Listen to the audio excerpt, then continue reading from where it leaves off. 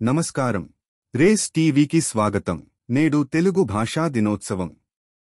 ప్రతి ఏటా ఆగస్టు 29న తెలుగు కవి గిడుగు వెంకట రామమూర్తి తెలుగు భాషకు చేసిన సేవలను గౌరవించటానికి ఆయన జయంతి నాడు తెలుగు భాషా దినోత్సవాన్ని జరుపుకుంటాము. ఈ ఏడాది కవి గిడుగు వెంకట రామమూర్తి 160వ జయంతి వేడుకలు కూడా జరుగుతున్నాయి.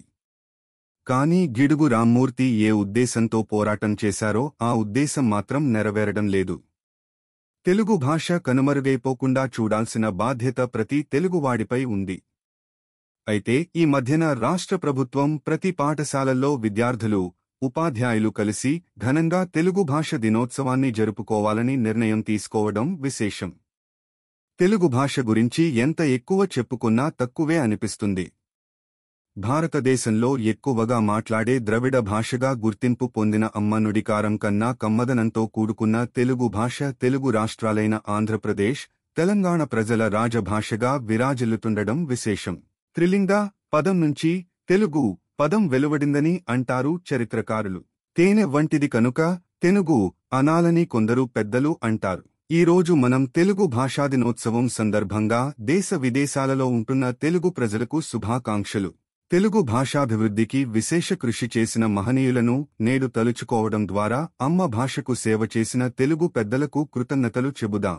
దేశ భాషలందు తెలుగు లెస్స అని శ్రీకృష్ణదేవరాయలు చెప్పిన చేయెత్తి జైకొట్టు తెలుగోడా గతమెంతో ఘనకీర్తి గలవోడా అనే వేములపల్లి గీతం ఆలపించిన తెలుగువారి రోమాలు నిక్కపొడుచుకుంటాయి.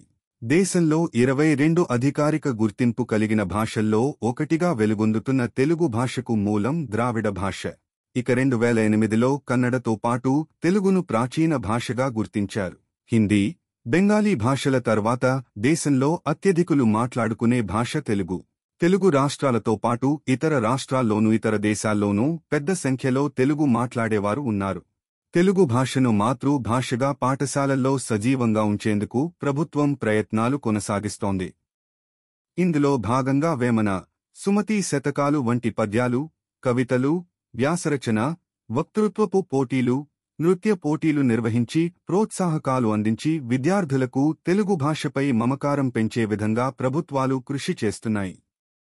ప్రపంచీకరణ వలన పిల్లలను ఆంగ్ల మాధ్యమములో చదివించటానికి ఎక్కువ మంది తల్లిదండ్రులు ఆసక్తి చూపుతున్నారు. ప్రస్తుతము కేవలం 27% మంది పిల్లలు మాత్రమే తెలుగు మాధ్యమములో చదువుతున్నారని వినికిడి, లెక్కలు కూడా తెలియజెప్పుతున్నాయి. ప్రత్యేకించి టెలివిజన్ మాధ్యమాలలో పరభాష పదాల వాడుక పెరిగిపోతున్నది. ఇలాగే కొనసాగితే తెలుగు వాడుకలో తగ్గిపోయి మృతభాషగా మారే ప్రమాదమున్నది. తెలుగు భాష కేవలం కమ్యూనికేషన్ మాధ్యమం మాత్రమే కాదు, లక్షలాది ప్రజల సాంస్కృతిక ఆవిష్కరణకు ముఖ్యమైన భాగం.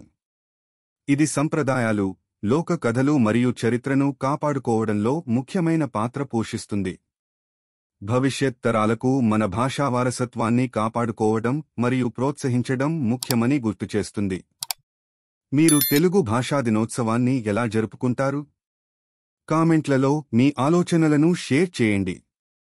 ఇలాంటి మరిన్ని విషయాలు తెలుసుకోవడం కోసం రేస్ టీవీకి లైక్ చేసి సబ్స్క్రైబ్ చేయడం మర్చిపోకండి.